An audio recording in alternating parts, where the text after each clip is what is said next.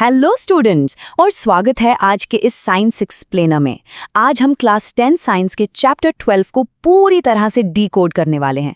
अगर इलेक्ट्रिसिटी का कॉन्सेप्ट कभी भी थोड़ा कॉम्प्लेक्स या कंफ्यूजिंग लगा है तो टेंशन मत लीजिए। आज इस एक मास्टर क्लास में हम इसके हर एक टॉपिक को बिल्कुल सिंप्लीफाई कर देंगे। So let's dive right into this. शुरू करने से पहले बस एक छोटी सी चीज इमेजिन कीजिए। एक पाइप है जिसमें से पानी तेजी से फ्लो कर रहा है। अब सोचिए, क्या ये वाटर फ्लो घरों में चलने वाली इलेक्ट्रिसिटी को एक्सप्लेन कर सकता है? बिलीव इट और नॉट, ये बहुत ही सिंपल एनालॉजी आगे चलकर हमें काफी कॉम्प्लेक्स इलेक्ट्रिकल सर्किट्स को समझने में मदद करेगी। तो इस इमेज को अपने माइंड में बिल्कुल क्लियर रखिए। तो आज के एक्सप्लेनर का रोड मैप कुछ इस तरह रहेगा। पहले इलेक्ट्रिक करंट एंड सर्किट्स, उसके बाद पोटेंशियल डिफरेंस एक्सप्लेन्ड, फिर डिकोडिंग सर्किट डायग्राम्स और अंडरस्टैंडिंग ओम्स लॉ। आखिर में हम फैक्टर्स इन्फ्लुएंसिंग रेजिस्टेंस और कॉम्बिनेशंस ऑफ रेजिस्टर्स को काफी डीपली कवर करेंगे। चलिए सबसे पहले टॉपिक से शुरुआत करते हैं, इलेक्ट्रिक करंट एंड सर्किट्स। देखिए, किसी भी कॉम्प्लेक्स सर्किट को समझने से पहले उसकी बेसिक फाउंडेशन समझना सबसे ज्यादा जरूरी है। जैसे नदी में पानी बहता है ना, बिल्कुल वैसे ही इलेक्ट्रिक करंट बेसिकली इलेक्ट्रॉन्स का एक कंटिन्यूअस फ्लो होता है। अगर हम टेक्स्ट बुक डेफिनेशन देखें तो it is the rate of flow of electric charges, और इस फ्लो को हम एक स्टैंडर्ड यूनिट में मेजर करते हैं जिसे एम्पियर कहते हैं। सिंपली पुट, एक एम्पियर का मतलब है exactly 1 coulomb of charge flowing per 1 second. अब इस फॉर्मूला को याद रखना एक्चुअली बहुत आसान है। एक सिंपल सी स्टोरी बनाते हैं। यहाँ Q हमारा कार्गो है, यानी वो चार्ज जिसे कैरी किया जा रहा है।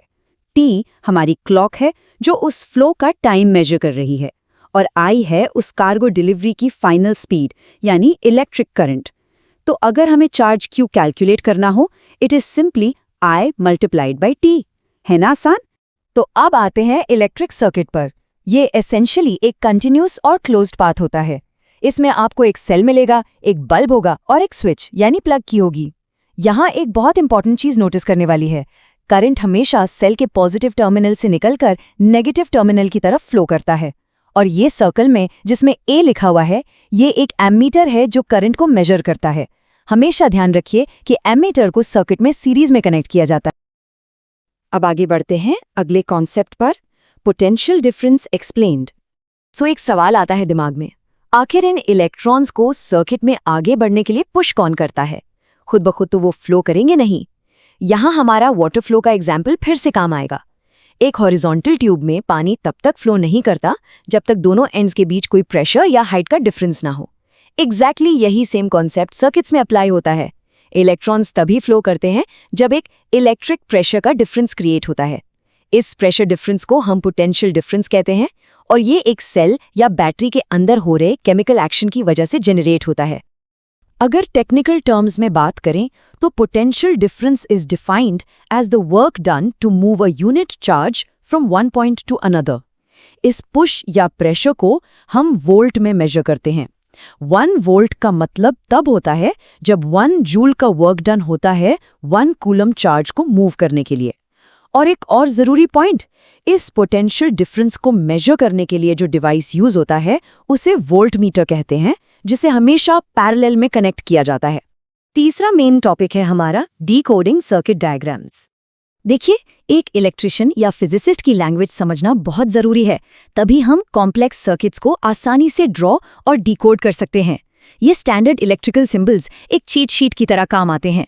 अगर ध्यान दें तो एक लंबी और एक छोटी वर्टिकल लाइन मिलकर एक सेल बनाती है, और जब एक से ज्यादा सेल्स जुड़ जाते हैं तो वो एक बैटरी बन जाती है। इसके अलावा प्लग की यानी स्विच के भी स्पेसिफिक सिंबल्स होते हैं। एक और बहुत क्रूशियल सिंबल होता है रियोस्टैट, जिसे हम वेरिएबल रेजिस्टेंस भी कहते हैं। ये वो कमाल का डिवाइस है जो सर्किट में वोल्टेज को चेंज किए बिना ही करंट को रेगुलेट या कंट्रोल करने के काम आता है। नेक्स्ट अप, इस चैप्टर का सबसे famous topic, understanding Ohm's law. Ohm's law को एक VI ग्राफ की परफेक्टली स्ट्रेट लाइन से बहुत इजीली समझा जा सकता है। ये लाइन डायरेक्टली शो करती है कि जैसे जैसे पोटेंशियल डिफरेंस यानी सर्किट में V को बढ़ाया जाता है, एग्जैक्टली वैसे वैसे इलेक्ट्रिक करंट I भी लीनियरली इंक्रीज होता है। मतलब जितने ज्यादा सेल्स हम यूज करेंगे, करंट उतना ही प्रोपोर्शनली बढ़ता चला जाएगा। तो अल्टीमेटली ओम्स लॉ स्टेट क्या करता है? It states that the potential difference V is directly proportional to current I provided temperature बिल्कुल सेम रहे। मैथमेटिकली इसे लिखते हैं V = IR। अब यहाँ एक नया हीरो एंटर करता है, R यानी रेजिस्टेंस। रेजिस्टेंस सिंपली कंडक्टर की वो प्रॉपर्टी है जो इलेक्ट्रॉन्स के फ्लो को अपोज करती है, यानी उसे रोकती है। इस रुकावट को ओम्स में मेजर किया जाता है, जिसका सिंबल ग्रीक लेटर ओमेगा होता है। Moving on to topic number 5, factors influencing resistance. अब यहाँ एक इंटरेस्टिंग सवाल आता है, क्या हर एक मटेरियल या हर एक वायर इलेक्ट्रिसिटी को बिल्कुल सेम तरीके से अपोज या रेजिस्ट करती है? Absolutely not.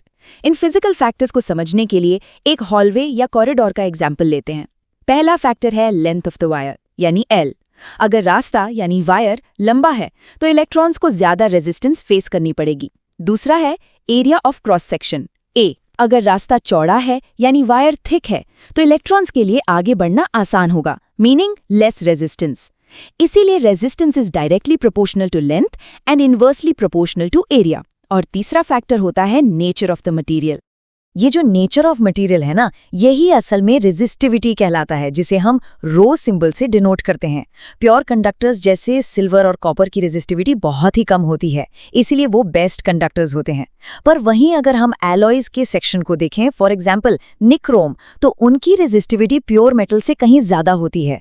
ये फैक्ट बहुत जरूरी है। इसी वजह से निक्रोम को हमारे टोस्टर्स और इलेक्ट्रिक आयंस में यूज किया जाता है, क्योंकि उनकी रेजिस्टेंस ज्यादा होती है, वो हीट प्रोड्यूस करते हैं और हाई टेम्परेचर्स पर जल्दी जलते नहीं हैं।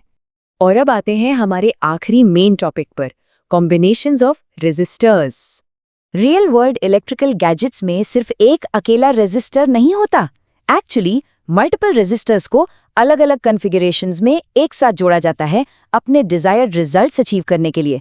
जैसे यहाँ रेजिस्टर्स को पैरेलल में कनेक्ट किया गया है। सीरीज में रेजिस्टर्स एक के बाद एक लाइन में लगे होते हैं, जहां करंट के पास फ्लो करने का सिर्फ और सिर्फ एक ही रास्ता होता है। लेकिन इस पैरेलल सेटअप में ध्यान दीजिए कि कैसे करंट अलग अलग ब्रांचेस में स्प्लिट हो रहा है। So the crucial point here is comparing these two combinations. Resistors in series end to end connect होते हैं। याद रखने वाली सबसे बड़ी बात यह है कि सीरीज में पूरे सर्किट में करंट I हमेशा कांस्टेंट रहता है, पर हर रेजिस्टर के across potential difference V split हो जाता है।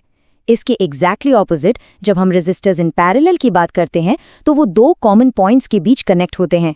यहाँ पर पोटेंशियल डिफरेंस V कांस्टेंट रहता है, पर करंट अलग अलग ब्रांचेस के हिसाब से स्प्लिट हो जाता है। इस पूरे चैप्टर को रैप अप करते हुए एक आखिरी थॉट छोड़कर जाना चाहेंगे। हमने अभी क्लियरली समझा कि रेजिस्टेंस इलेक्ट्रॉन्स के करंट फ्लो को अपोज करती है, उसे रोकती है। बट वेट, वो जो एनर्जी इस रुकावट के खिलाफ लग रही है चार्ज को आगे पुश करने के लिए, वो आखिर जाती कहाँ है? क्या यही रीजन है कि जब हमारे इलेक्ट्रिकल गैजेट्स थोड़ी देर यूज होते हैं तो वो गर्म हो जाते हैं? ये बहुत ही मजेदार question heating effect of electric current का बेस बनाता है। इस एक्सप्लेनर के लिए बस इतना ही। इस थॉट पर जरूर सोचिए और अपने कॉन्सेप्ट्स को ऐसे ही क्लियर रखिए।